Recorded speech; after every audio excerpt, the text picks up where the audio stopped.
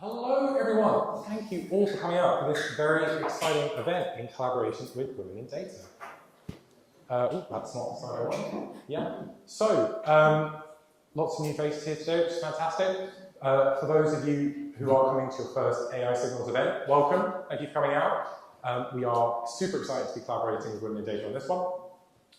AI Signals is an event all about applied AI, and we have been running for the last few years with bi-monthly events with a variety of speakers from industry and academia. If you'd like to come to one of our events, check us out at aisignals.org.uk, not to be confused with a company called AI Signals. Sorry, there's a lot of AI naming going on out there, so it's hard to find a completely unique name. I'm sure. Everything is AI. Yes, yeah, it's constant struggle. But before we get started with the rest of the evening, I'm just going to hand over to Shivangi, who's going to talk a little bit about women in data.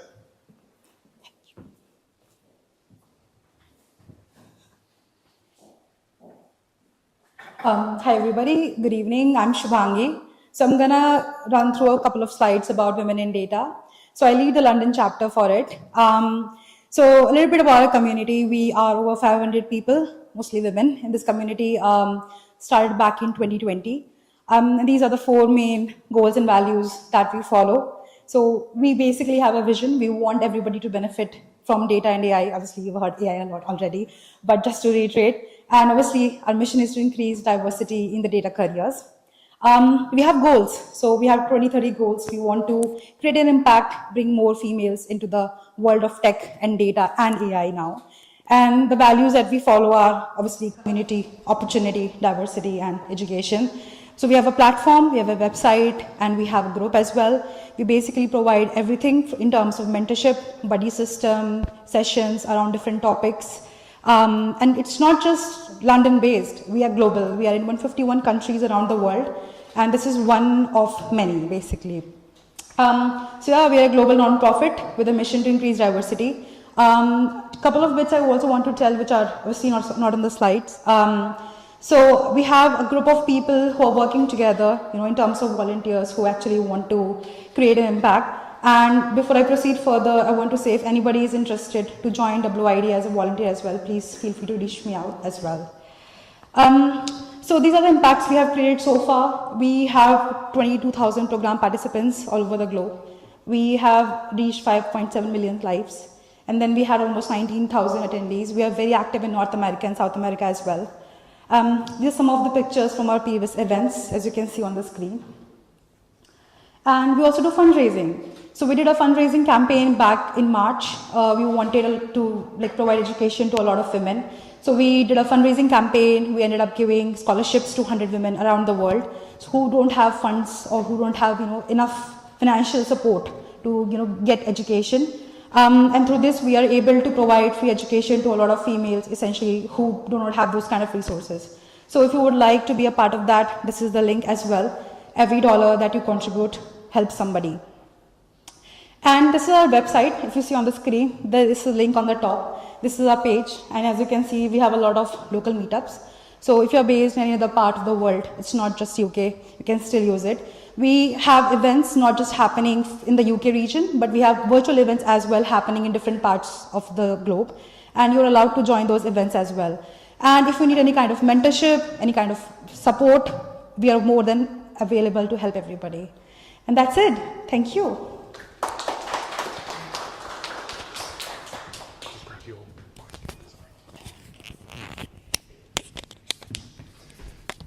Cool. So thank you, Shwari. Super exciting to be collaborating on this with another awesome community. Just a couple of quick bits of housekeeping before we get started. Unfortunately, Marina is not well this evening. We wish her well. She will be joining us next time. But these are your hosts, myself and Shwari here in the room. If you have any problems or you need to speak to anyone, please let us know. With that in mind, we have a code of conduct. The short version is that we'd like to keep events friendly and professional and create an environment where we can be heard and feel safe. We have adopted the non-focus code of conduct. Non-focus are a very cool organisation to support a lot of open scientific projects like NumPy, you may be familiar with. So yes, for more information, see that link. But if you have any issues, please let either Shwari or myself know. if you would like to get involved in organising one of these events, and it's very fun organising these events, I should know, please do let us know. There is a link on our website over at aisignals.org.uk.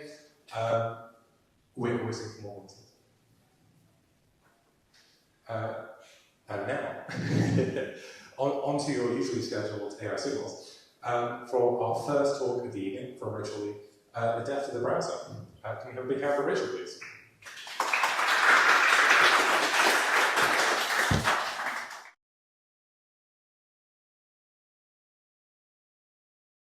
So hello, this is actually version 2 of this talk because things change so quickly. I should probably give it a different name every time I give it. So I can be like, oh, and I have a brand new talk, because usually conference organizers, they're like, yeah, but is this like the talk that you just gave a month ago? I'm like, no, it's nothing like that talk.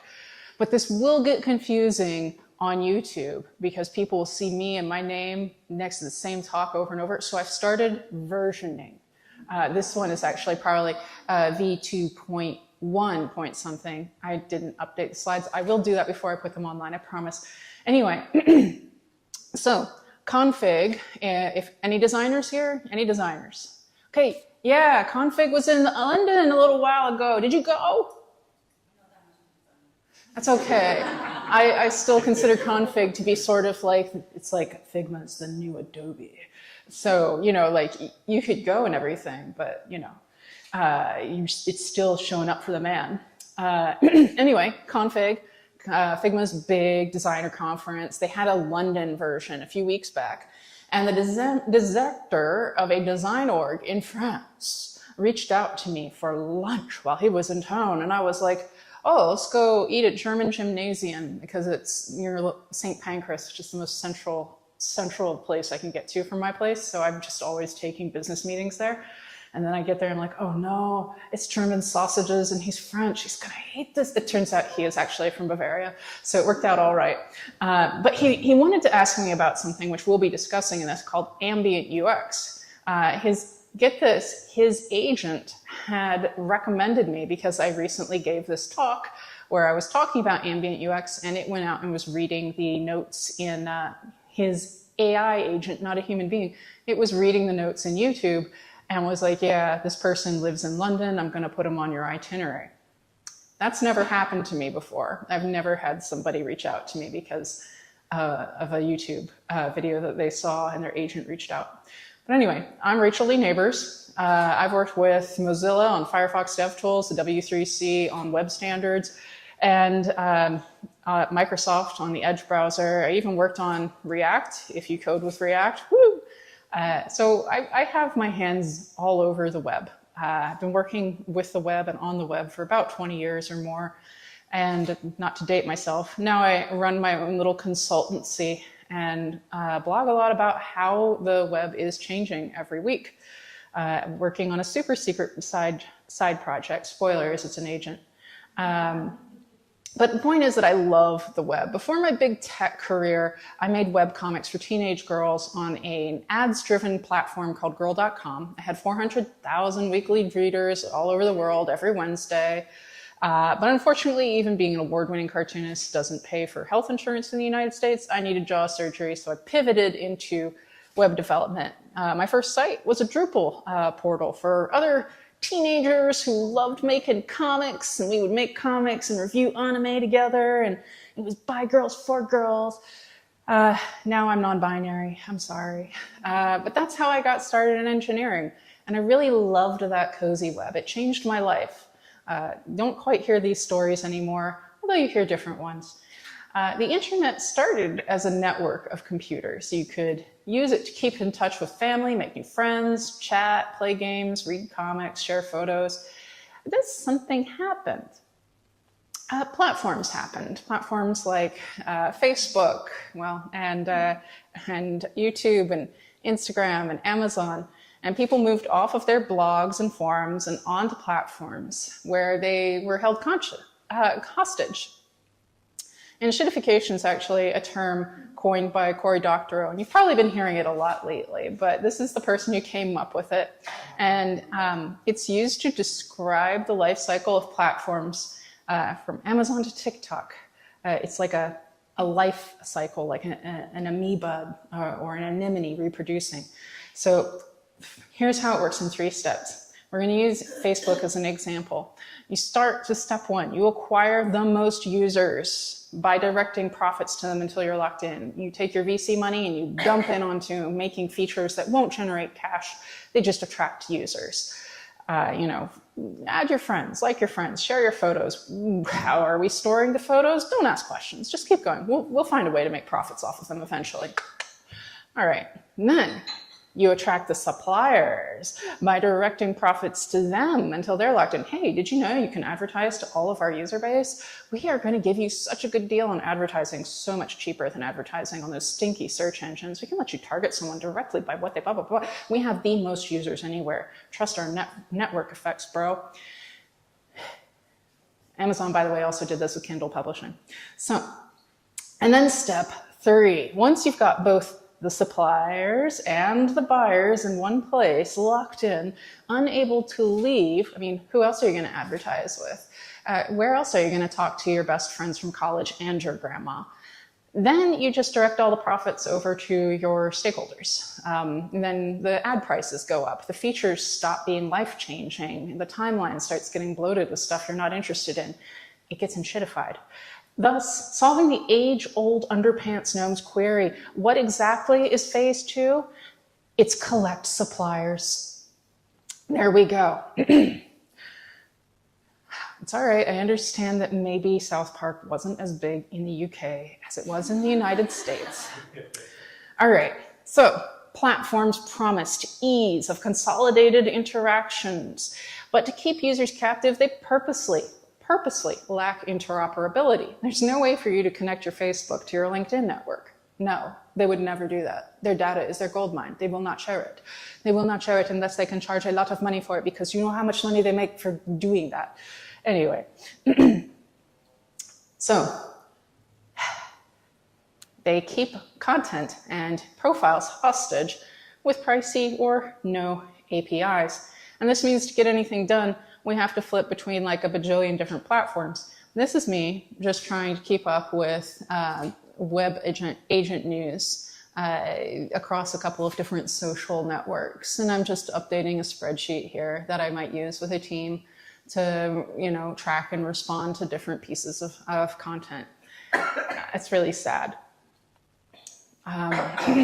If you want an aggregated experience, you're going to have to pay what's going to happen is either we have to get other users and suppliers onto one platform, although it's getting increasingly difficult to convince your friends and family to join you on another platform because they've done this once before. They know where this is going.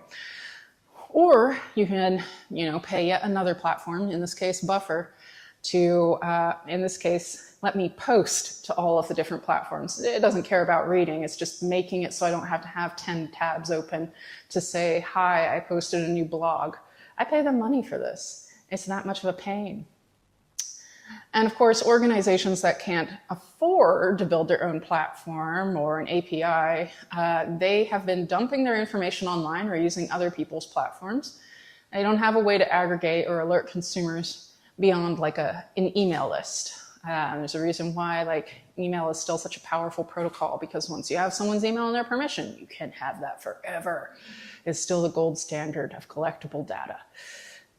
But wait, I'm talking to data people. Why am I saying this? All right, the enshittification runs deep, however. The internet is a vast sea of unstructured content with spotty and clunky interoperability at best. So why are we still using a browser built by an ads company to navigate it? Now, let's talk a little bit about Chrome. Currently, Chrome is the top dog. It owns 70% of the browser market. It hasn't had any major user interface or user experiences changing in the past 5 years. They haven't shipped a killer feature. You can say the same about Meta, Facebook, and Instagram. They are baked, they are done. Nobody is continuing to invest in, let's face it, if Facebook was still interested in capturing market share, they would probably release something for local radio that would just clobber clobber local airwaves. They have the information. They just don't need to do it anymore because they already got all the market share. So they've stopped innovating. And also, Chrome might be sold to OpenAI or whoever the FTC approves of in the United States. So Google's Alphabet's looking at Chrome like, oh man, oh, okay, that'll have to go soon. I'm sorry, I don't actually talk to anyone inside Google, so if you just, this is me kind of putting on a little act for you. So, search is Google's top of funnel to ads, and the ads are what makes the money. When we talk about the web, we don't really see like the different players at companies that are influencing how the web grows. So search, it's the top of funnel to the ads, right? But then you've got the browser itself. This is the client or the user interface. Edge, for instance, is another browser client or interface. Both Edge and Chrome use Chromium, the rendering engine for the browser. And that's what we call the web platform. This is where you get all your APIs, your standards, W3C, TC39 engagement. That's where I was. I sat in a lot of standards meetings with people from ads teams at Google being like, yes, but we want the advertising data to load faster. And that's why we've written this proposal. And I'm like, well, that's a really cool proposal that makes the web better, but like, I feel a little dirty. All right, Google's been trying to replace the web for a number of years. Does anyone remember accelerated mobile pages? Well, I see. The rest of you don't remember it because it failed.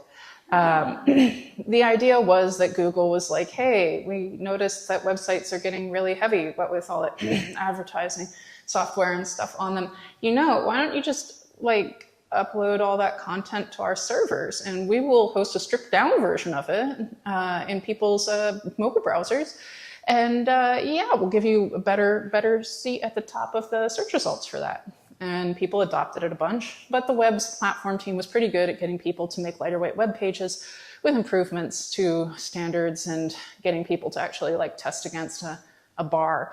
But anyway, yeah, the point was that search and ads wanted to keep people using the web as opposed to using apps. Because at this time, iOS had released the App Store and walled gardens, and apps were a fundamental threat to advertising to people on the web, Google's bread and butter. They didn't want apps to win because that would impact their bottom line. They weren't being kind, they were being savvy. So, all right, now, what am I looking at here? Oh yeah, anybody been playing Blueprints? Yes. It's been spoilered to hell, but I still play it every morning. I will do my best not to spoiler it. But if you haven't been playing Blueprints and you love puzzle games, go try it out, man. It's the best. Okay, so today, visiting web pages isn't even necessary with Google's beautifully AI-enhanced Google search. By the way, the thing I asked about the black key, that's a complete nonsense response. I was actually looking for a different named key, and so it just bullshitted this answer. It's completely wrong. So if you're looking for the solution to a puzzle game, you're not going to go on IGN, you're not going to go on YouTube even, you're probably just going to see one of these mashups in your AI search. You don't even have to visit a site. Search and ads, they still get fed, because you're still driving traffic to the little advertisey bits over there, which I'm sure will fill up beautifully in no time at all. But the creators that the content is based on are not getting fed. So, interesting. At Google I/O, Google made it clear that it is betting on an agentic web. I thought this is a really nice quote here about how Google has been basically propping up the open web, generously or Machiavellianly, entirely up to you. There's nothing wrong with supporting the web so that you can make ads off it so creators can get paid.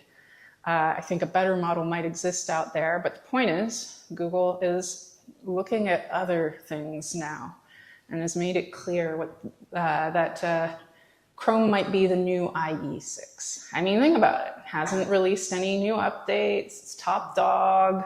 It might have a monopoly. We'll see what the FTC says about it. My main question, though, is the internet we've built with Google the internet we wanted? before we dive deep on that, while Chrome itself hasn't changed much in the 10 years, Chromium, the engine, is open sourced. And that means other people can build on top of it. Other browsers and even extension creators have been exploring what is possible, especially in today's age where miracles are possible with 2 founders overnight in Silicon Valley. Extensions like Retriever use AI to identify things on the page and do data entry and automation. It's an extension, you pop it into your browser, and it can really, if you do a lot of things with spreadsheets and open web pages, Retriever can probably handle it for you just fine.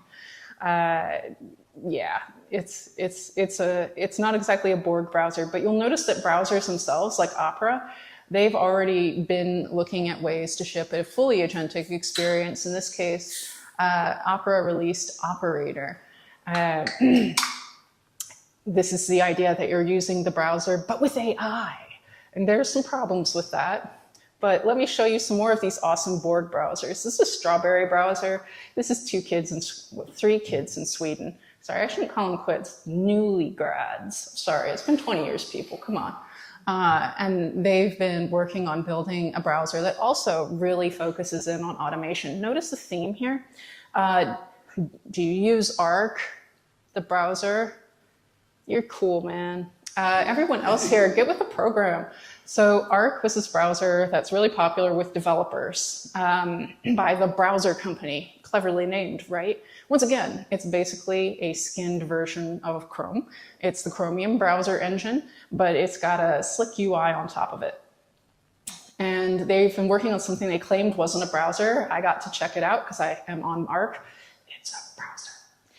It is a browser with some of the features we just looked at. Most of them are geared towards automation, which I don't think is going to win the market because most of us are not in the browser being like, oh my God, it's the weekend, I gotta automate so much stuff, man. If only there was like a browser that automated my stuff for me. Like if that's your job, you wish for that. And there's probably an SaaS out there that's gonna do that for you much better than a browser extension. But for the rest of us, well, we'll see what they come up with. So with all that in mind, I gotta ask, do we even need a browser today? Bear with me. We might not actually need one. What if we could turn any web page into an API endpoint and fully access that information from whatever client we liked? Think of the web as the API and the agent as the client. What if we had a way to navigate, aggregate, summarize, and interact with all that unstructured content today without a platform, without an open browser tab? We could visit any site with no ads and no trackers. Honestly, it's possible today. And while it's not mainstream yet, we have evidence that this is how people will access information on the web in the future. On May 7th, 2025, Bloomberg article on the Google antitrust lawsuit quoted Eddie Q, Apple's senior VP of services, as saying that searches on Safari dipped for the first time ever. And Eddie says it's probably Perplexity and similar services that are causing this dip. You gotta remember that Google pays Apple $20 billion a year to be the default search engine on Safari, which is quite a chunk of money to Apple, but it's also quite a chunk of money from Google. So keep that in mind. This is a pretty big deal. All right, soon it's gonna be possible for me to go an entire day working without even opening a browser and then not even opening maybe an app. Here's me looking up the puzzle solutions and blueprints using my favorite personal agent, Goose, who is also open source and plugs in with any LLM you prefer to use. But yeah, I didn't have to visit the web for any of this. I just gave it a couple of APIs to access as MCP tools. Which brings us to MCP. Everyone's talking about MCP in the Bay right now. Are you talking about MCP? Any MCP bros out there? Yeah, woo! Yeah, MCP is pretty cool. All right, quick rundown, because everyone's talking about it. You want to be cool when you leave this. MCP allows you to load up your AI agents with tools that enable them to perform actions through your server, your MCP server, resources, meaning you can expose data and content to them, and prompts, which are kind of like little templates to buy them a clue when they don't know how to use these things, which is often. Yeah, it does. If it looks a lot like Rust, that's because it is a lot like Rust. You can think of it as Rust with hints for LLMs so that they understand how to use the thing. Now, my big question to you is, why would you download a Pizza Hut app if you could just tell Goose, get me my regular, and it would handle it for you behind the scene? Why would you ever install an app to do that? Why would you ever look at someone's UI to do that? Why would you care? You wouldn't. Yeah. So I predict that personal and professional agent interactions are going to replace browser usage for like 80% of users in the next 5 to 10 years. And, you know, like, I'm willing to buy you a beer if I'm wrong. When I'm 50, you can come to my birthday party and I will buy you a beer. I mean it. But we're looking at not just the death of the browser here. We're looking at the death of the search engine, the death of the App Store, the death of the social platform. And dare I say, possibly, just maybe, it might also be the rebirth of the web. The web, which has been providing the pipes upon which apps and websites run dutifully for so many years. Now listen to me. Seriously, consider. Accessibility has been one of the biggest challenges for building the web. How many of us, pardon, there's only a few people who build websites here. And if you haven't done it yet, you will. Nagging people to put the accessibility tags on things so that people who aren't sighted can still use the web. Oh my God, you end up being the biggest bummer in the workplace, and people still can't use the site. No matter how much we champion accessibility, it's remained challenging to accommodate all modalities because humans are fallible, we're bad at remembering to implement things, and we can't predict all edge cases very easily. But consider, what if people could just have content be accessible by default? Well, I ran a hackathon with a client of mine, AgentQL, and Carl here, I highly recommend you check out his example. He made a voice-based browser using LLMs and APIs that we just have lying around today, so that he could talk to the browser, have it run searches, and make, you know, basically command it around. He didn't need a special piece of software or anything. He just jerry-rigged it together with some pieces of string lying on the ground. It's pretty cool. It turns out that LLMs are pretty good at reading web pages even without accessibility tags, because they're good at inferring, because of all the foibles we fed them, inferring our foibles and understanding what we mean when it's a div that says click me, not a button. Now, for decades, content champions have insisted that we need to design for content. And the good news is that now we are at a point where we can do that. You know, you might be getting like a template and there's like an avatar here and there's some text there, and you're wondering to yourself, where is this coming from? Do we actually have this data? Did the users ever give us pictures? Oh my God, are we going to have to give them all initials on a colored background? Well, imagine user interfaces that adapt strictly to the data that's coming in and is available and is requested. We are at a point where we can do that too. If you are a Star Trek nerd like me, this might look familiar. This is the first example of adaptive UX that we've seen on the big screen. This is Elcar from Star Trek, and it adapts. Star Trek interface. What? Star Trek interface. Star Trek interface. Yeah. If anyone watched Star Trek in their younger years, they would definitely know that. I don't know that we have anyone old enough, pardon, here to remember this, so thanks for outing me. But yeah, this is Elcar, and it adapts to whatever information the person requests or needs to see. Yeah, it's the context being shared, right? It's probably not the most usable example, but ambient agents, they adapt, the idea is they will adapt invisibly to our needs. Imagine, for instance, switching over from text to audio while walking. You're in a high priority piece of content comes down on your phone, like there's a weather warning or a lost child. Your phone detects that you're walking and you're listening to music, converts that piece of text into an audio announcement, interrupts the song you're listening to let you know, hey, there's a problem in your area, you should probably know about it, adapting to the situation. You could do the reverse as well, with audio turning to text when it can detect when you're going into the tube and you'll be disconnected, so chunking that information so it won't be streaming.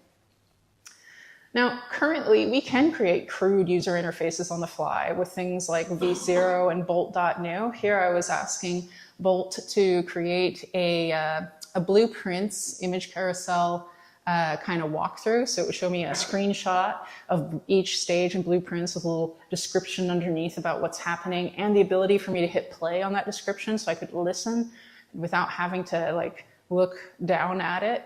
And you know what? You came up with a terribly looking example, but it did get the gist of what I was saying. And this is probably the worst that it will ever look. Anyway, we already are pretty good at generating code on the fly with an LLM, but if you're interested on the cutting edge, MCP UI is something that's just around the corner. This is an open source project. Basically, it's a MCP server that sends UI down to the MCP client. So you could have an audio recording widget or a carousel widget, the design system living on a server and being served just in time based on the content that needs to be served, adapting to the user's preferences. So that hot pink Firefox that I loved that someone hacked together called Firefox Gloss when I was a teenager, anybody could have that. All right, problem is the ads model requires eyeballs. An agentic model requires subscriptions, pay as you go, peer-to-peer payments. Well, Google had 20 years with the web and it didn't make micropayments work, so I guess they're impossible, right? That's not true. There's this great article from Stratechery. If you're interested in payments and AI agents, I highly recommend you give it a read. The protocol layer needs to have a mechanism for payments.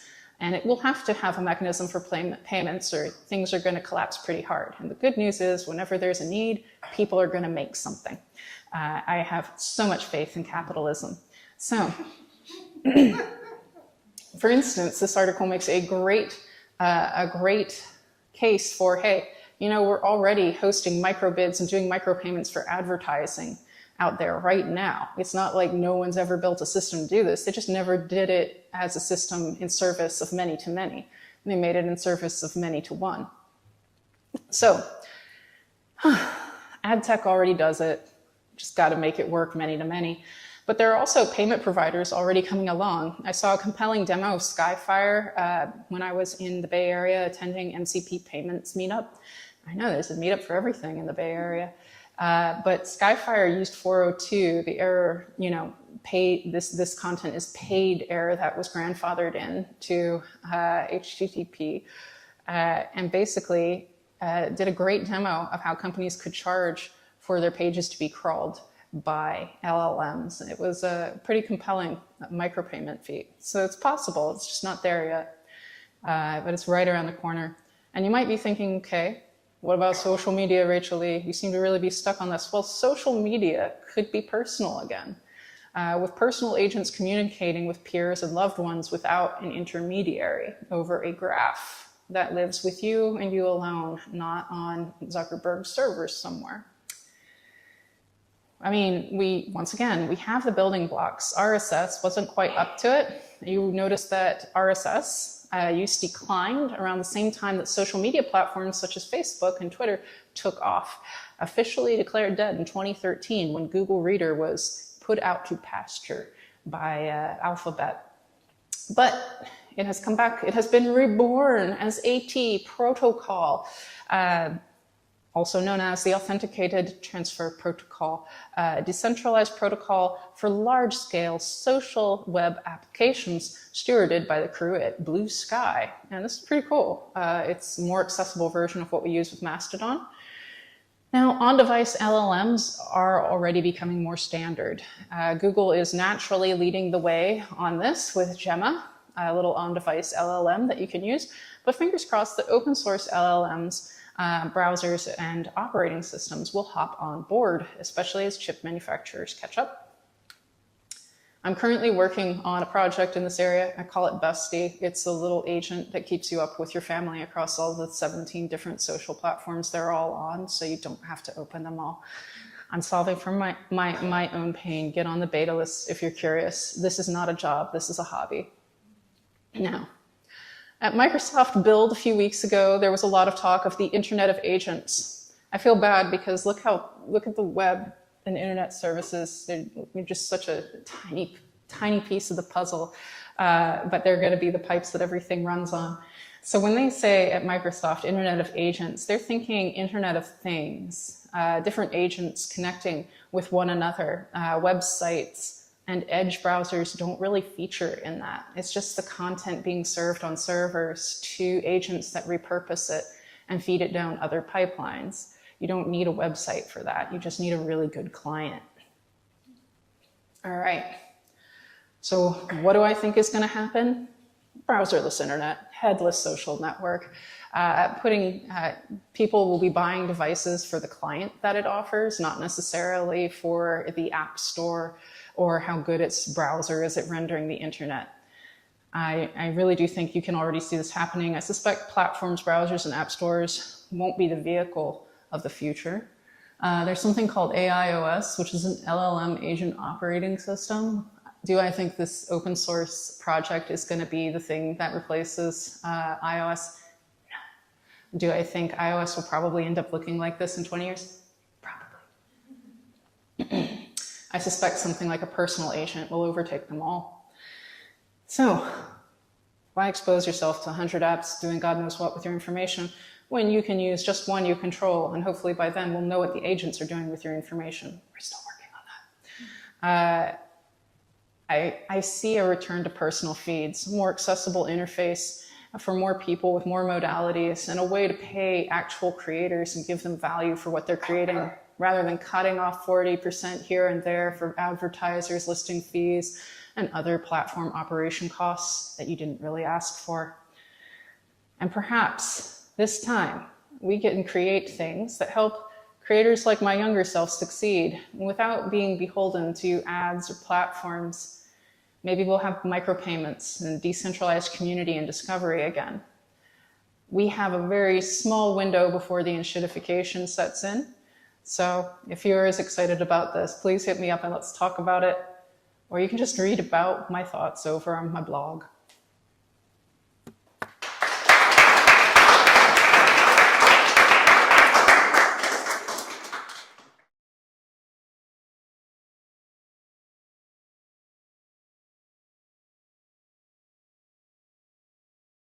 Gave Gemini the same prompts. Gemini went out and probably searched about 150 to 200 different websites, produced me a Google Sheet which had all of the release dates, all of the models, and all of the performances.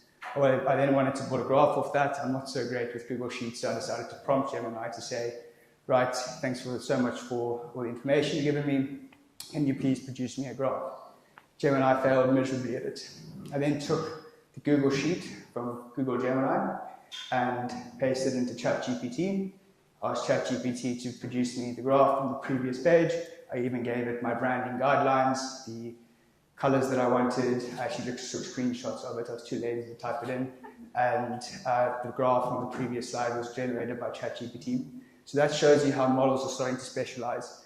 OpenAI are really getting good at creating content, creating tools, creating code, compared to Gemini, which is brilliant at search. So models are starting to specialize. So the trends in the industry that I see, post-training techniques are leading to better model specialization. Benchmarks are showing diminishing returns.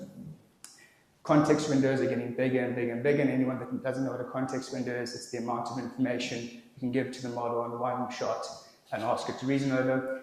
Models are, it's a bit of a trade-off because there's this whole saying in the industry called lost in the middle. It's basically when you're trying to find this needle in the haystack, and if your model's not that good at reasoning, giving it so much context is going to produce a really bad output. That also leads to a second problem, which is the fourth problem actually, which is around cost. The bigger the context window grows, the more costly it becomes, so only a few players can actually play in that, which is a big problem because it's creating a monopoly between a few of the big companies. And finally, there are more model architectures on the way. I don't believe that LLMs will be around as the best model architecture forever. I think that it's a great architecture, there's always going to be a place for it, but I do also think that we are going to see some big innovations. And I would recommend checking out Jet Networks. There is a great piece of research coming out of Facebook at the moment, if you want to be ahead of the next wave. Right, so that's basically foundational models and where we are with them. We're next going to move into something that we all know as Agentic AI, which is probably a little bit newer on the scene. What is Agentic AI made up of? There are 4 key components that I see that build up an agent. So it's the large language models, the tools that it gives access to, and Rachel gave some examples of MCPs, how do you give LLMs access to tools. It's also their knowledge, how do you get them the right knowledge at the right time to create context, and how do you give them memory, how can they transfer information over many tasks. That all comes together to produce an agent. Agents can perceive context to plan actions, execute tasks, make decisions, and when they need more information, they go back to perceiving more context. The reality of where we are right now, LLMs are probably doing this loop a million times and still getting things wrong. That's because we have this thing called the context problem. It's the biggest challenge in Agentic AI right now. It's one that our team focuses on all the time. And I think that there's not many companies out right now that have solved it due to the amount of context that exists in the world. But I do believe that will be solved. I do also think that agents are now moving away from using general chat. Depth of the browser essentially is going to be all around integrations. How do these things work in the background? I believe that there's a world where you as a person go through your life, in your work day, you just do people things like talking to other people, drawing on whiteboards, creating conversation, and in the background you've got your agent working and doing the mundane, boring, repetitive work. That all requires integrations. So you need to think of agents as systems, not features. A lot of companies will rush to build an agent which does one single task over one single system. The risk with that is that whatever system you're using obviously brings out that as a feature. Instead, you should be thinking of agents as ways to connect the dots. Look at all the different ways, all the different systems and places where context exists, and give them access to it and ask them to reason over it. It's about connecting fragmented tools, specializing in domain logic, and automating complex and repetitive workflows. That's how agents are built. So I'll give you guys an example of 4 agents here working together, and they are all plugging into about 7 or 8 different systems to optimize the sales process. So the first agent we got is one that we just would call the HubSpot agent. It is monitoring all the channels of a particular business. It could be looking at the LinkedIns, the emails, the WhatsApps. It could be listening to phone call transcriptions or reading phone call transcriptions, basically gaining context from that. It's able to understand also what's currently existing in HubSpot using MCP. It checks the list of all the HubSpot contacts, checks the person that's just reached out, and if the person already exists in HubSpot, it will track them in the CRM. If they don't exist, it will create a second or a new entry. This process will loop, and you've got the human there that's engaging with people, going through the sales process, asking questions, doing the calls.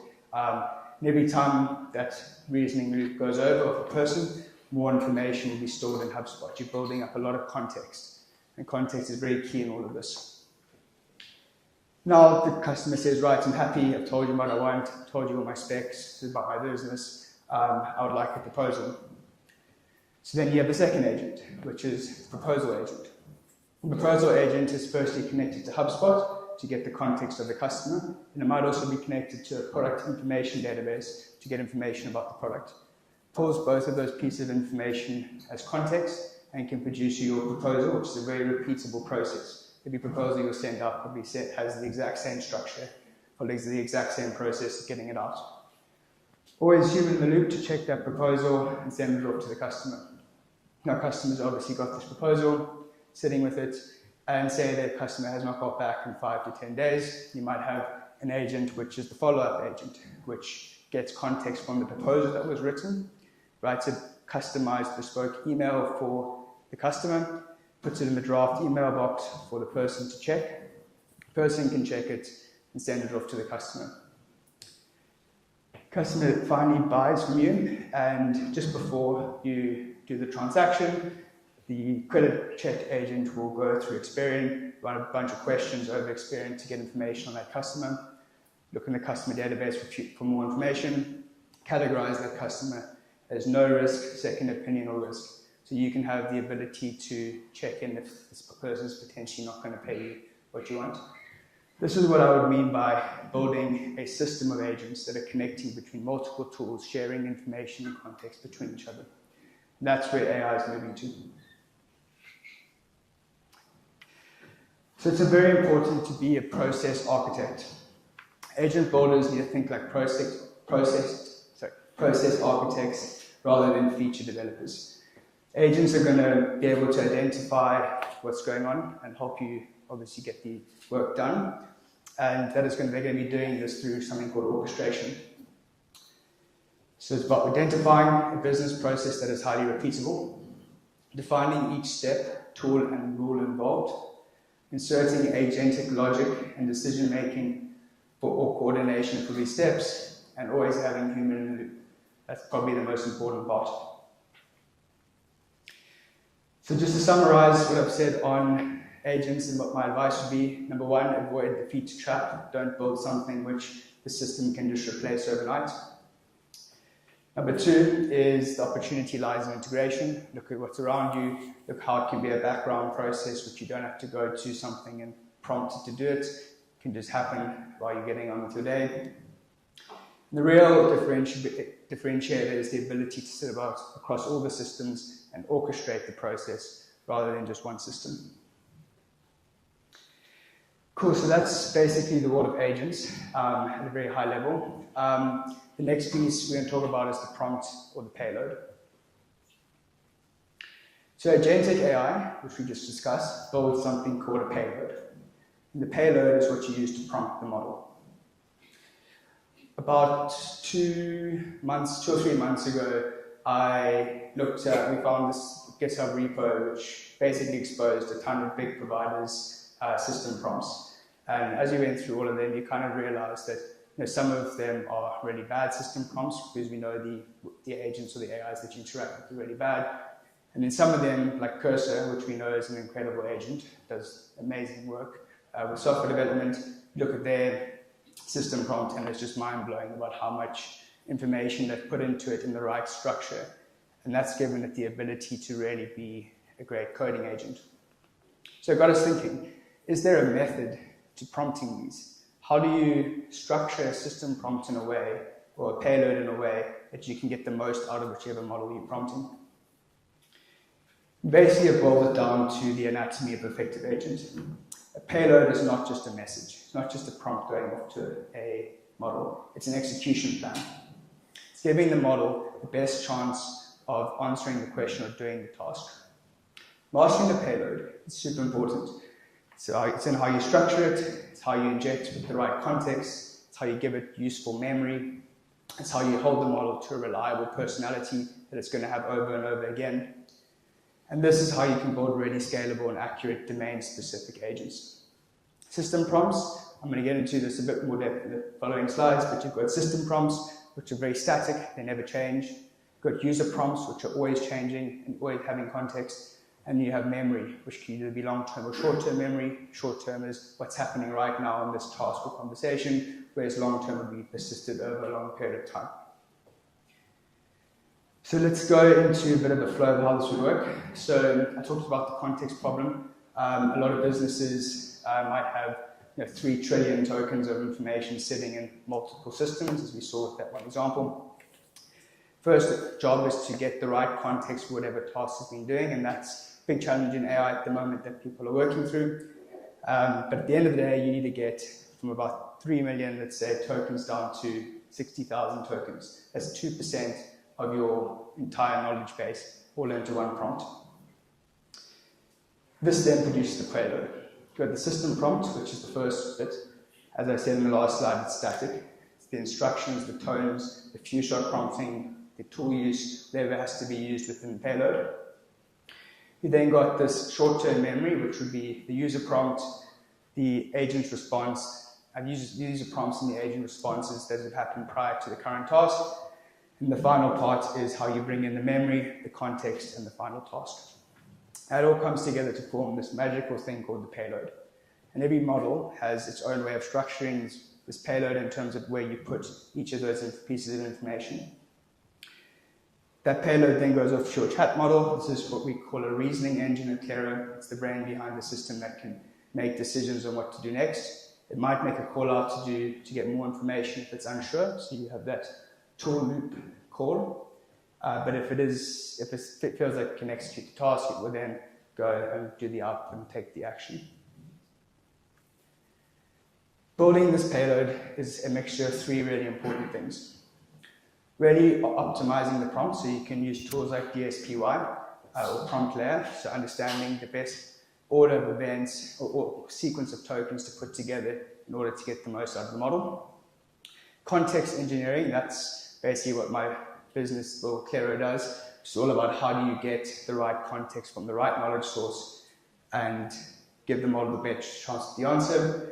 So I'm sure that people have heard about RAG. That's been around for decades, but it's become quite a common technology these days, where that involves a lot of chunking strategies and summarization. Memory integration is fairly new. It's always been a concept in AI, but it's only now becoming a more mature feature. And then model context protocol, which I won't go into too much yet because we had a whole slide on it from Rachel, which was brilliant. The hardest part about agentic AI, this is the hardest part about agentic AI, and this is where all the IP sits for businesses. How do you get the right information into that payload? Got to think about this also as component architecture. There are 4 components. All of you obviously write code or in data, and you need to think about how you can structure these different components in a way that they can always be called at the right time. So system prompts, as I said, very static. They're defining tones, and there's probably going to be one specific system prompt per task that you're doing. Context we've talked a lot about today, retrieving it, getting the facts into the information into the system. Memory, which is persisting the state of facts, and finally, obviously, the user prompt, which is the instructions. So if you build this in a component architecture way, whatever model comes out, whatever new architecture also might come out, you can take these components and restructure them in a way to have the most optimal result from the agent.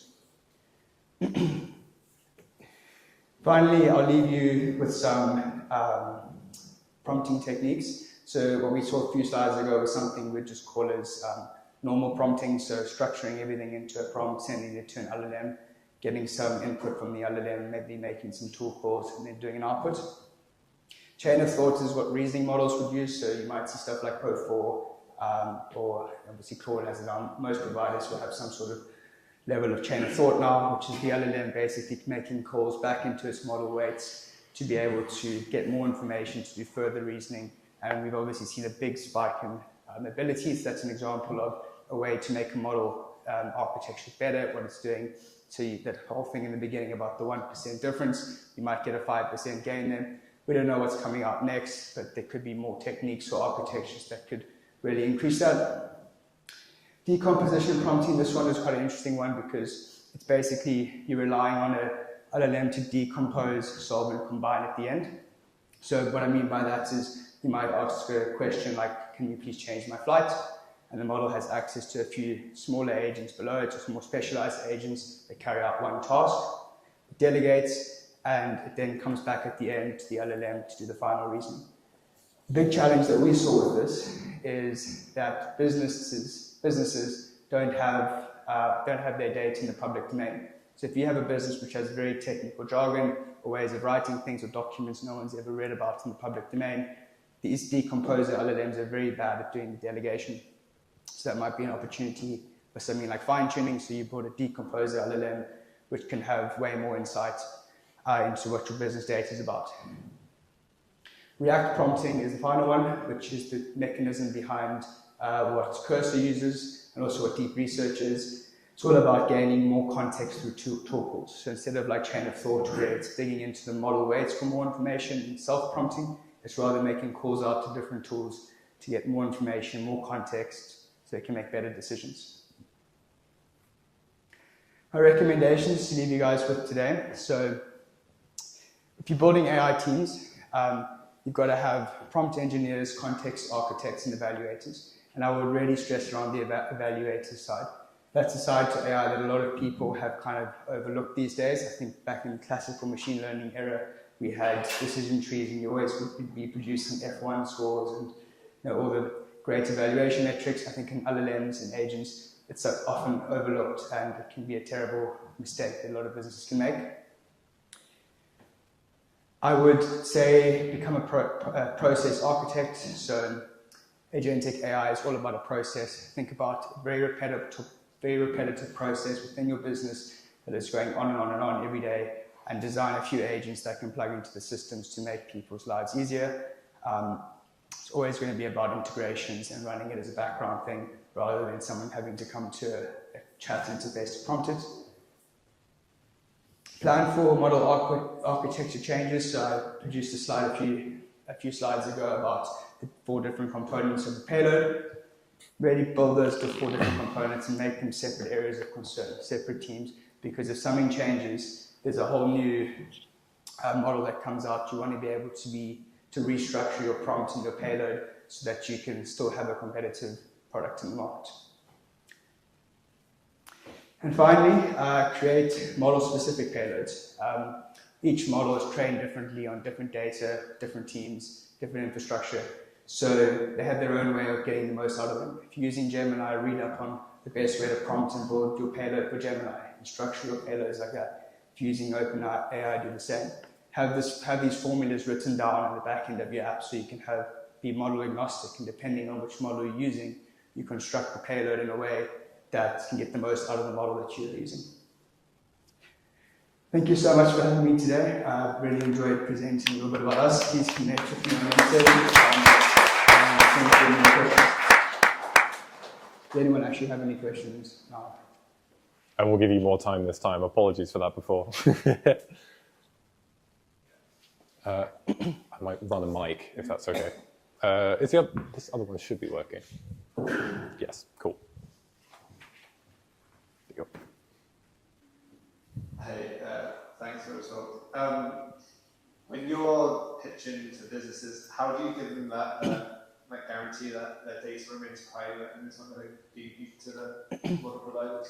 That's a very great question. So coming from a background of AI, always being able to actually play with the models and understand how you deploy infrastructure for it, I always knew that there was no ways that anyone was going to put data into ChatGPT if it was highly confidential.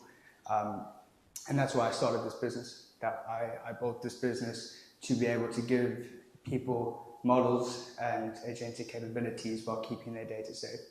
And we here at SIBO tonight, which I will make mention to now, and with them and the infrastructure that they have laid out for us, we're able to run all these large language models that are open source from Hugging Face in our own environment or in customer environments, so that they can have these agents which are doing the core sales process, for example, but not worrying about leaking any of this information out to the internet. And I think that's the way to think about AI going forward. I think that if it's an application which is using public data, I think OpenAI has an amazing model. I use ChatGPT every day for non-sensitive stuff.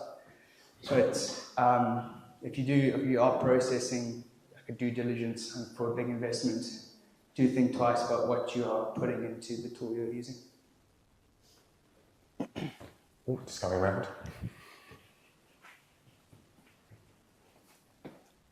Thank you. How are you thinking about cost? I'm thinking about in your business, R&D, and that sort of thing. Is it prohibitive? Is it quite cheap? Yeah. It's a good question also. So initially when we started out, we wanted to do agents and models. Be able to have good GPU infrastructure and work on very good model hosting service that could scale really well, and also build very good agents. And that spread us quite thin in terms of R&D. And we made a decision a few months ago that we wanted to be really excellent at agents. That was what we were going to be. We were going to build the best private agent anyone has ever seen. And that obviously meant that we had to get rid of the cost of obviously building the inference servers. So through a strategic partnership with the guys here today, SIBO, who have the sovereign AI cloud in the UK, we've been able to have them work on the model hosting service and put all the R&D into that, which allows us to scale really nicely, gives us access to the best models at a really affordable cost. But then at the same time, and then we can obviously spend more of our R&D budgets on model context protocol or agentic workflows, whatever is on the roadmap.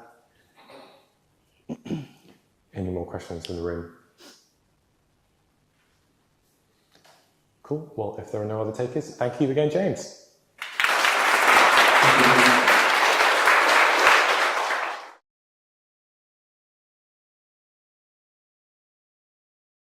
Prop, I don't know, keep it on up. Okay, so I'm hoping to be a bit more like discursive. So my whole thing, I am proudly a vibe coder. So the long and short of it is, there we go. 18 months ago, I couldn't do anything to do with code. I started off on the ChatGPT like, oh, please write me like a function for me. And I had no idea what to do. And now I am employed full-time as a developer. My boss is over there. So what I'm here to do is to give you a little like idea of what is the story, the like trajectory that I went along to do that, and hopefully invite you to ask some questions to me as to like, is this real? Like people like say that they have like started and built their whole like B2B SaaS company from scratch with like cursor and no experience whatsoever. How real is that? I'm here to like be the person that puts my head in the air and go like, ask me questions like, how real is this thing? So hopefully I'll give you a bit of an answer to that, and that will be what I do in the next 15 minutes. So a little bit of an idea of like what the trajectory was. So on month 1, I graduated with a master's degree in nothing to do with writing code. I'd done like a module in data science. I'd done like a little bit of pandas stuff, and that was like pretty much the limit of my ability. I came out and was like, okay, let's just use ChatGPT to like do stuff. Ended up doing some like web scraping on this like first contract scope Substack, did some like natural language processing, old trad stuff. And then month 6, was hired to do some React, which was like crazy, insane. This is like a next level, like this was something that I was not prepared to do, but somehow that went quite well. Turns out well, and the company was brought back to do that, to work further on that commission. Month 12, I started the company with a friend of mine, and we started doing some like full stack stuff. It was all like hosting on Vercel, using Superbase backend, all like nice stack that that LLMs tend to be pretty good at. And then now I am working full time. And part of half of what I do is writing code, half of it is like various other things that involve like often involve using AI quite carefully, trying to avoid the hallucination problem. So that's where I'm at. And yes, the whole deal is it was not like talent. I wish I was like, somehow like 5 times better at all of the, at learning to code than everyone that has come before me. But no, I was able to use AI in order to do this thing very quickly, which usually takes like a lot longer, like takes you like 3 to 5 years. The things that remain true that I kind of took on as advice that I think are still the case if you are like wanting to learn. I don't know how many people, have we got any like students, any people that are at the start that are cool? Okay, so I guess this little moment is for you, that like the things to focus on are like make a bunch of projects. This is the thing that occupied my time for the first like 6 months to a year, was like just making some stuff. Some great communities like hackathons, just like putting stuff together. And that was just a fantastic way to like learn what works, learn about architecture, that kind of thing. Mentors are motivators, fantastic. If you have someone that you can let down, then you will feel bad about like going and like playing video games instead. So like you find people to impress. And you also make your own lecture. Just go to places and meet people, and you'll find someone that like, oh, that's cool. Yeah, I like the thing that you made. A good example of that last one is like I made a tool which is literally like it looks like a letter, and it's to help MPs write messages to their constituents, or to draft messages to their constituents. Very, very basic, literally like your most basic wrapper around AI. They could be doing it in ChatGPT, but instead there's a website to do basically the same thing. And there's an MP that was using it for like 6-12 months after that point. I was left the thing hosted specifically for them, and I kept on being invited back to like give talks about this one thing I'd made. Very basic tool, but you go out there and make things, and people like you for it. What I want to like point out here is how are things generally changing. So I guess that has been the point of the previous 2 talks, is all about like, clearly we're in this like year of agents. That is where AI is going next. And I'm kind of looking at the marketplace side of things. Like, what is it like to be a developer? What is happening to this role? I don't want to say the role is going to disappear, but it does appear to be at least transforming. So no longer do you need to like, learn how to write all the syntax and stuff like this. You can do something as basic as this. In particular, this last one is you can get a thing that works, and then only afterwards like ask that very basic question about the thing that you had no idea about, but you've got a working implementation by that point. So I'm going to ask you guys a question in just a moment.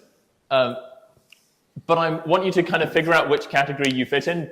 I suppose in reality people will probably be some mix of these categories, but like, doesn't seem like an impossible thing because like juniors are like basically rubbish. Like it takes a long time for them to be useful. Like, and you know, they're always like making really dumb mistakes. Or maybe it's like really scary. Like, wait, really? Are people like actually, are these tools becoming useful? Is my job about to become redundant? Like, are agents gonna like take over the whole thing? Is Cursor that good? Or maybe like you actually are using these tools and you know that, yeah, they're useful. They can do a lot of good stuff. And if you use them right, then you can get a long way with them. Yeah, that too as well. So what I want to do is invite like, I mean, I put one on the slide, but like whatever number of questions you want to ask, like what are the concerns about AI-based developers like arriving in this field? I'm kind of curious. Yes, hello. Like kicking off somewhere public, they have no idea what it's actually doing. And then like, what are the bad results from that? Like just like wasted time because. It's loud, it could cost a lot of money for the company, or it could send data somewhere that it shouldn't go. Right. So we're talking about like an agentic system that is like interacting with company systems and like having immediate impact, as opposed to like pushing some code that's broken code. What's the? Pushing code that does that. Okay. So like, what's the like code review like? You can send that people aren't going to review the code; they're just going to like push it, and it's going to end up in production. No one's going to check it out. What's the? Yeah, I guess if there's not enough safety protocols in place. Yeah, I forget. Yeah, so I've done this before where I have vibe coded a project and then I go and make a change and push the change and it's in production and I haven't done all of my own internal checks and it's broken in production and I only realize when someone tells me later on. Classic problem. In the company, we've got some like senior developers that are like very good at doing all the code reviews and make sure to do all those checks. And so many times I've got to the point where I have a cursor rules file which is imitating the senior developers that left all these like comments on my code so that I can like have fewer comments the next time. So Cursor is trying to do my code review for me. But yeah, absolutely a thing. Like the code review, the like extensive CI checks, I think I would argue for if you are hiring if you are hiring vibe coders, if you have vibe coders in your company, these are 100% the thing to do is like make sure those safeguards are there. Cool. Yes, hello.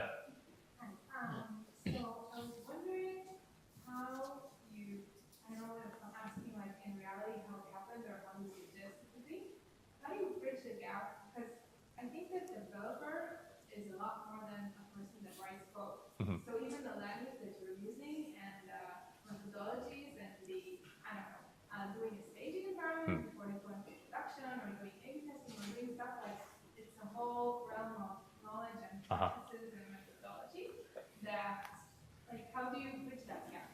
Yes. Okay. Yeah. I'm very glad that you asked that question because I have like self-labeled myself as a vibe coder because that's like the going term that people use. But it does imply that like you know literally nothing and are just like telling the robot, hey, do this thing, and you're not thinking at all. But actually, like it's the one thing which I can't really do, which is like to actually write the syntax out myself. Like if someone said, write me a function that does X, Y, Z thing, like I'd put, maybe I could like kind of get my way there eventually, but like probably couldn't write the code. But yes, I know how to like componentize the thing and how to think about like how the data moves around the system and how to go and like architect the thing and what various secure, like all this architecture stuff that has ended up becoming useful. Yeah, I have just like had to learn that. And so I can go and spot like that thing looks broken. And so it's this like other round way of learning. So instead of like going from the ground up and starting with like a basic program, starting with the hello world and the like to-do list app, it's starting from the top with like this thing works, and then you try and do a thing and then it breaks. You have to figure out only from the top down, like how do I vibe with the machine to make this thing work again. So it's, yeah, absolutely that. It's not as much bridging a gap as much as like the thing that I need to think about. The only thing I need to think about is the architectural level. Cool. I think some nodding heads. That feels good. Cool. All right. Move on to the next slide. Anyone got a burning question now? There'll be more time at the end anyways. Okay. Oh yeah. Go on then. Also, if I guess entry-level developers are relying on AI for development, and eventually, that's the majority of entry-level developers. Like the developers will age, and senior developers will be coming from this background, and then who's going to do the code reviews? Yeah, that's a good point. I mean, I don't have an answer to that personally. I'm just hoping that the models get better. Maybe someone can come along and pay the like senior developers loads and loads of money for all of the code review comments that they've given all of the vibe written code, and that's going to be the most valuable stuff. But yeah, very good question. I think it will become an increasingly valuable skill to actually be able to do this yourself. Okay, yeah, go on quickly before I move on to the next slide.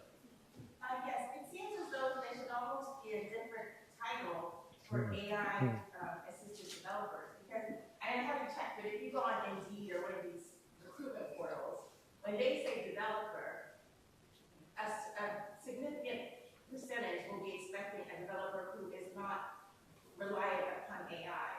And so I'm fascinated by how you were able to match your actual expertise as AI driven with what the market is requesting, which may not have been AI driven. But perhaps you can address that later on.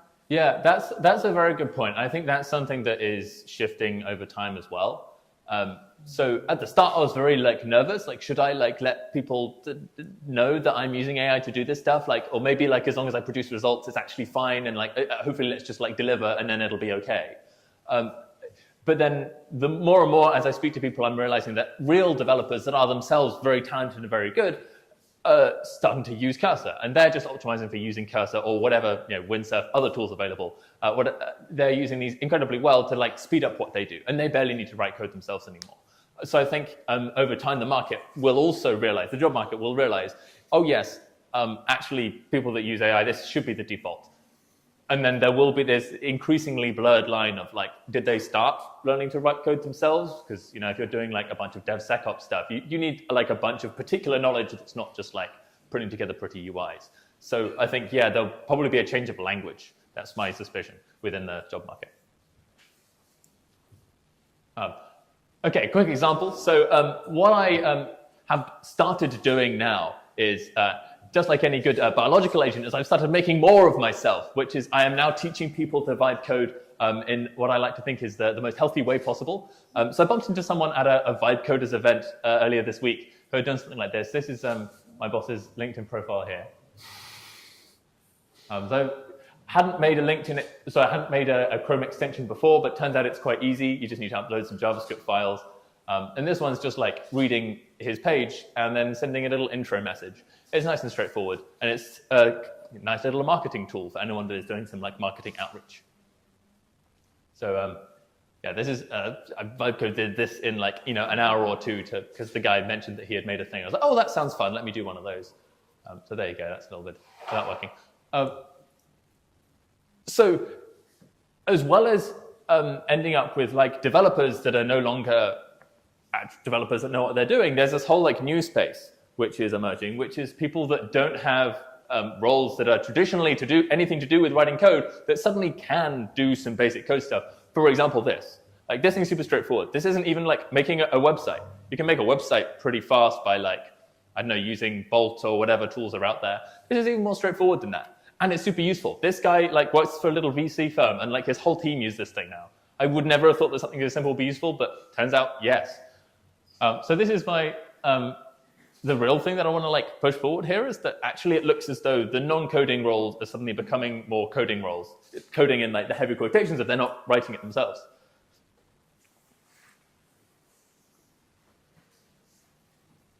So these are some photos from some of the workshops that I run. I've done a few ones. This was the most recent in the middle there. People are getting people rock up and they know to commit time to this. It takes 4 hours. And they can go from having absolutely no knowledge, no setup on their machine at all. They go and install Cursor, make their GitHub account, and by the end of it, they have started work on their application. Whatever, they want to start a B2B SaaS company, or most commonly, it's people that work for small organizations that want to make their organization more effective. It's usually quite heartwarming, the kinds of things that people come up with. In fact, my favorite one was from this last one. This guy here works in the NHS. He had this quite basic data collection task. He needed to find the number of beds in each hospital in the UK. And there's no API for this, there's no easy access for this data. He started vibing Cursor for this, and what he ended up with, without really knowing what he was asking for, was it started going around with Selenium. And it would go and take some screenshots and put them in Cursor, and then it would go and check out the screenshot and go oh, have we found the thing? And it would do the whole agent process, and it started navigating the browser. And it ended up working within a couple of hours of him just telling it what to do. And so this guy now has this nice data set of all of the numbers of beds in all of these hospitals based on these really awful website that no one really has been working on for a long time.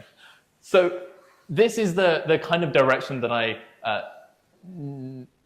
think is likely, and I think is not worth being afraid of as a developer, because it means that you get to like do more interesting stuff, the stuff that you are like actually specialized in. Meanwhile, the vibers are able to like make the basic stuff that was not available before. Yeah, more of the same.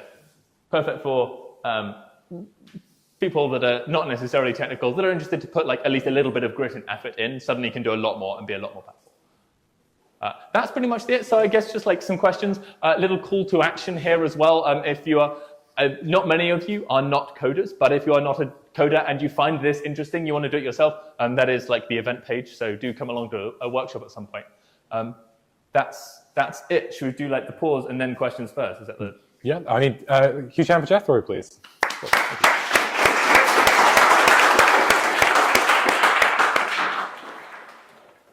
Any questions from the room? Oh, I will come around to you next. There you are, John. Oh. I have heard numerous horror stories about AI-generated code and security. Mm-hmm. Have you found this to be an issue? Yeah, so far, like, it's not been an issue. It 100% is a potential issue. There are various like agent-based things that are coming about, like a thing that lives in your GitHub that can like go and like check out your pull requests and like, you know, dedicated to checking out your security problems. I haven't encountered an issue yet because I'm not working in a completely secure environment. I would say if you are hiring a team that, you know, if you are like working for MI6 and you're looking to hire new developers, don't hire vibe coders. Like that's not the thing you should be doing. But in a lot of cases, and I think an increasing number of cases, you can write code that you can be confident that is like secure enough for your use cases. Yeah. Cool. I think we had another question over here. Oh, I'll let Hugh manage the questions then. Yes, I think is there a question from this group of people with the microphone here? Oh, hey, you're going to ask a question. Now you're chatting. Hey, folks, did we have a question? Yeah. Oh my God, yes. I just wanted to ask, what will an interview look like for developers position in the future, in your opinion? Oh, that is a good question. I don't know if I'm in a good place to answer that question. I would ask a recruiter that question, really. I think the impression that I get from speaking to people who are real developers, have been developers for many years, is that like the results is the most important thing. Like, again, back to the projects thing. Like, what are the things that you have demonstrated your ability to do, as opposed to like, I'm a computer science student and I got my degree and like, you know, look at the thing that I can do on paper, which is very different. Even seen like articles about people that have their like, oh, I came out of Stanford University and then I went and worked at Google that like turn out to actually not be that good at the job. So the important thing being like, what are the projects you've worked on? So as a recruiter, it depends on the recruiter or the person that's running the interview, what they are looking for. But in general, like if you can demonstrate that you've done the thing, that's the most important part. Yeah, cool. All right, who's behind? So I understand that getting the solution to the problem is the most important aspect of it. Yeah. But usually the concern always is that when you put things in production, there always happens to be that odd bug that needs to be like properly fixed in time, and your AI agent could be just all over the place unable to fix it. Right. So we've read a lot about such stories, and how do you see that evolving? Because maintenance issues are 80% of the software is about maintenance. It's not about writing new stuff. Yeah.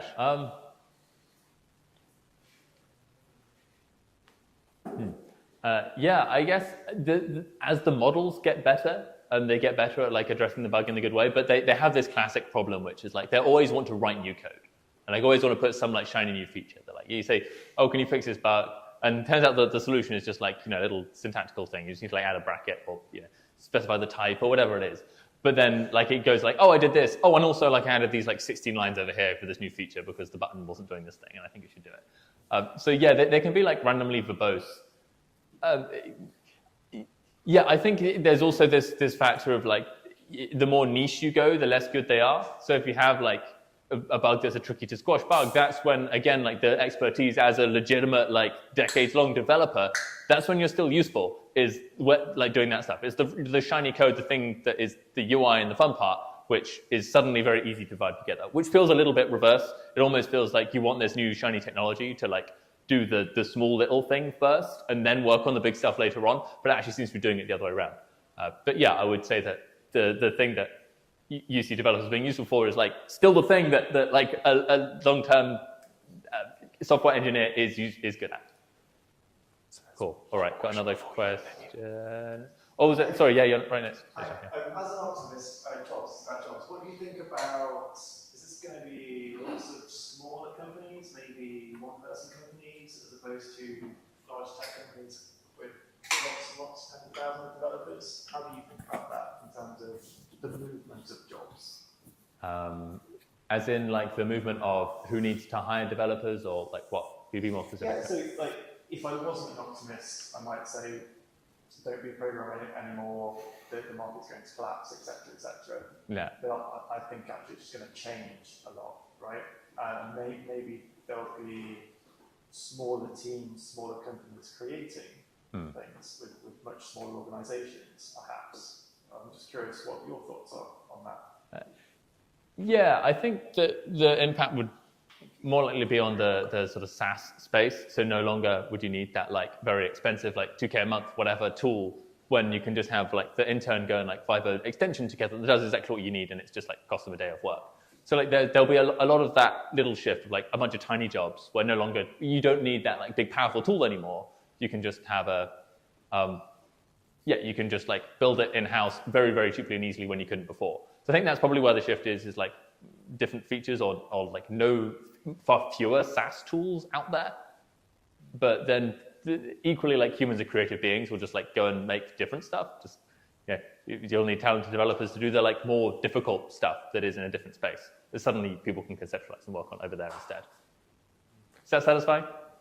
Yeah, okay, cool. And one last question from the back. Sorry, folks. Just one quickly, Jethro, are you coming to the pub afterwards? Am I coming to the pub afterwards? Yes, I'll join at the pub. If you have more questions for Jethro, ask him questions in the pub afterwards. And one more question from the gent back. Cool. Thank you. Very interesting talk. I am also optimistic as well. I believe that vibe coding is a very interesting paradigm. And I think it's really cool, actually, that the subject matter experts are vibe coding their own tools. I'm just curious whether you notice any patterns around vibe coders or the subject matter experts working directly with senior engineers, which is a pattern that I've heard has been experimented with, and how well the tools are functioning beyond the initial kind of like vibe coding. Like, do you hear people reporting like reduction in like the amount of time they spend doing stuff that they would otherwise spend doing something more beneficial? Any kind of interesting kind of metrics to report? Yeah, I guess I sort of half answered this one before of like, I ended up with a big cursor rules file based on the 300 or so comments that had been left on my on my PRs in code review. So yeah, absolutely. Like, I think you to Demon. I think the best person to speak to would be my colleague who has been leaving those reviews. I'm sure there are a lot of things that he doesn't say in stand-up about reviewing AI code that he wishes he could say. So I'm sure that there are probably better people to ask than me, because I am, by definition, almost not completely aware of the faults with the code that I push. So it does require that step to make sure that like this is going out good. And we're lucky that we have good processes within the company that make sure that, like, absolutely minimize the chance of me producing like silly code. We have all of the tests. We have all of the the extra linting and the pre-commit checks and all that stuff, which I would say, again, very, very important to avoid ending up with a very messy code base. Cool. All right. Nice. And I'll be at the pub. Thank you very much. Thank you, Jethro.